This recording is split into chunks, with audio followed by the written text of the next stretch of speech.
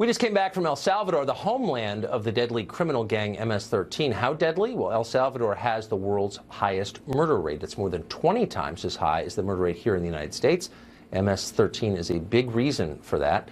All next week, we'll show you what is causing the problems with MS-13 in our week-long series, Hunting MS-13. But the gang isn't just a problem in Central America, unfortunately, hence our series. The Department of Justice estimates there are more than 10,000 MS-13 members in the U.S. across at least 40 states. Now, the Trump administration has made the eradication of the group a priority. Even as he was reshuffling the West Wing, President Trump was in Long Island today, where he spoke to law enforcement about the threat from MS-13 and other gangs. Watch. Together, we're going to restore safety to our streets and peace to our communities, and we're going to destroy the vile criminal cartel MS-13 and many other gangs. But MS-13 is particularly violent. They don't like shooting people because it's too quick, it's too fast. I was reading one of these animals was caught and explaining they like to knife them and cut them and let them die slowly because that way it's more painful and they enjoy watching that much more. These are animals. I have a simple message today for every gang member and criminal alien that are threatening so violently our people.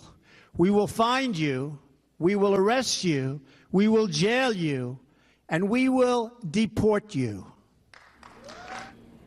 Daniel Altshuler is Director of Civic Engagement and Research at Make the Road New York, a self-described immigrant rights group, and he joins us now. Daniel, thanks a lot for coming on. Thank you for having me, Tucker. So, I don't know if I'm mischaracterizing your position, but you seem to believe that there's something wrong with the president cracking down on MS-13, and I'm baffled by that. Well, you know, what happened today was that 500 Long Islanders, immigrants and community allies alike, were standing up and saying they're united against the hate of this administration, and in particular, rejecting the use of a local tragedy to score political points in his broader anti-immigrant agenda. This is what we're seeing today and this week is the same thing that we've been seeing since day one of this administration, in which he called immigrants criminals and rapists and tried to paint with a broad brush all immigrants as criminals. And this vilification of immigrant communities is absolutely unacceptable. Okay. But I think today, unless I missed something, the president was coming out against MS-13, which is a criminal gang, which has, as you know, turned El Salvador upside down. Talk to any Salvadoran, here or there. Everybody believes MS-13 is a massive problem, and the president is announcing a crackdown on that gang. Why is that bad? So there are two things. First of all, we have to understand this in the context of vilifying and criminalizing all immigrants, which has been the agenda of this president since the first day of his campaign. This is about tearing apart immigrant families. Okay, if you want to spare me the wait, stop. I'm giving you a voice on this show. Sure. Spare me the dumb rhetoric and answer my question. What is wrong with going after, and just don't stop with the slogans. Honestly, what's wrong with going after MS-13? These aren't slogans. These are hard data, Tucker. If you want to look at the #1 group in which we've seen increases in ICE arrests since Donald Trump has become the president, it is people with absolutely no record of interactions with the criminal justice system. What is happening right now is that the president would like to paint immigrants as criminals. The problem is that the data suggests, Tucker, is that immigrants are much less likely to commit crimes than native-born Americans. What the president is trying to do. Stop. I know you want to give your speech, but I'm asking you about MS-13. You don't like the administration's position on illegal immigration. I get it. Tucker, what I'm saying is that this is a convenient example. But there's also a reality. Oh, stop. Wait, stop. There's a reality at the bottom of this. Hold on. There's a reality, and I would think that you, as someone who claims to care about immigrants, would at least acknowledge the reality, which is that MS-13 preys upon immigrants. They're not going after me or you. They're almost entirely going after Salvadoran immigrants, a lot of them illegal, and extorting money from them, and in some cases killing them. It's happening in El Salvador, where we just came from today, and it's happening here. That's totally real. And so why is your position that it's bad to crack down on people who are tormenting immigrants? I'm totally confused. I'm sorry that you're confused, Tucker. I'm happy to repeat myself if it's helpful. But I will tell you, no one is denying. But you didn't answer my question. I'll answer you. No one is saying that there's not a public safety issue. There is a public safety issue, and I've worked in Brentwood, where the president went today, for years, and talk and work with immigrant families on a daily and weekly basis. But what we're saying is that if you really want to understand this public safety issue, just as if you want to understand it with other gangs, you have to understand decades of systematic neglect of these communities. You have to understand it in the context. Where'd you go to college? Where'd you go to college? I went to Amherst College. Of course you did. Where did you go, Because Tucker? you're approaching this, Where did you go, impressive. Tucker? I can promise I'm you. curious. I went to Trinity College in Hartford, Connecticut. We played each other in someone sports. We who went to very similar colleges. Honestly, only someone who went to an overpriced college could reach a conclusion so theoretical that it's utterly divorced from reality. Look, you don't like Trump. I get it. That's fine. A lot of people don't. But immigrants in America are actually being terrorized by this group. So in this one moment, your interests intersect with those of the president. He wants to stop a group that's hurting people you claim to represent, but you won't acknowledge that. Our interests Why? absolutely are not aligned. What he wants to do is tear apart immigrant families. What we have seen is that he is absolutely focused on tearing mothering, who is vilifying 12 million people in this country, trying to paint them with the brush of being criminals despite all the data demonstrating otherwise, and vowing to separate their families, to separate children from their parents. There are a lot of data on this question, and we know for a fact that MS-13 members, it seems like the majority of them here illegally, again, are hurting immigrants. Now, you're making the case basically that if a drunk driver kills somebody, we shouldn't attack him because we'd be vilifying all drivers. That's insane. Why can't we just call bad actors what they are? You believe that the president, who has actually not killed anybody with a screwdriver, who is not extorting money from small business owners, you're saying that he's a bigger threat than MS-13? You really have to go to Amherst to reach a conclusion.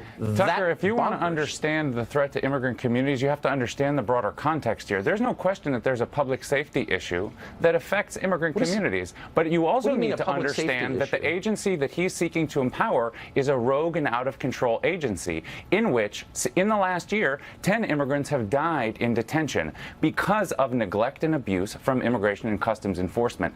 This is precisely the rogue agency that the president is seeking to empower. And what we are saying is we refuse and refute the vilification and criminalization of immigrant communities, and we're going to stand together. And what happened today, if you want to understand, I bet they look at you in total confusion, like, who's this college kid telling us that we should put up with MS-13 because it's systemic racism or something? They're like, look, these people are taking money from us. They just killed 2 girls with screwdrivers. Like, maybe they should go to jail. But no, the guy from Amherst is like, really, you don't understand the power structure is oppressing you. They're like, they don't like MS-13.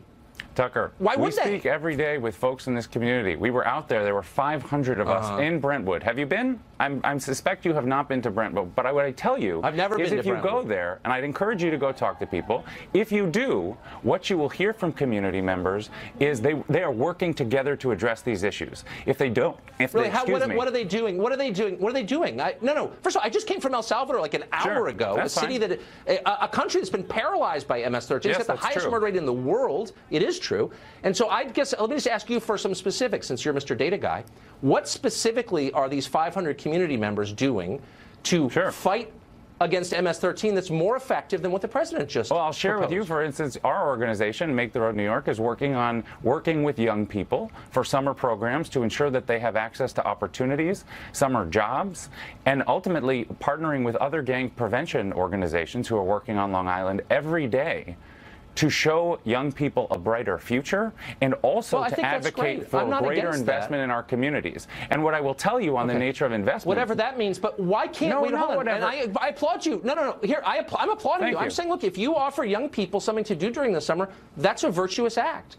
But you can also acknowledge that there are bad people, criminals out there who are preying upon the weak, including your constituents, and you want to put them in jail and send them out of the country? Like, there's no reason we should have to deal with murderers who aren't even legal citizens. Like, get the hell out of this country. Is that a bigoted thing to say? No. I appreciate you applauding the work that we're doing.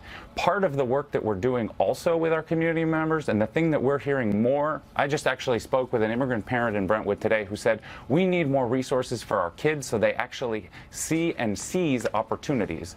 One of the other things that's happening in Washington right now, as the president is using this as a convenient salient example to justify an anti-immigrant agenda is that they're debating the federal budget.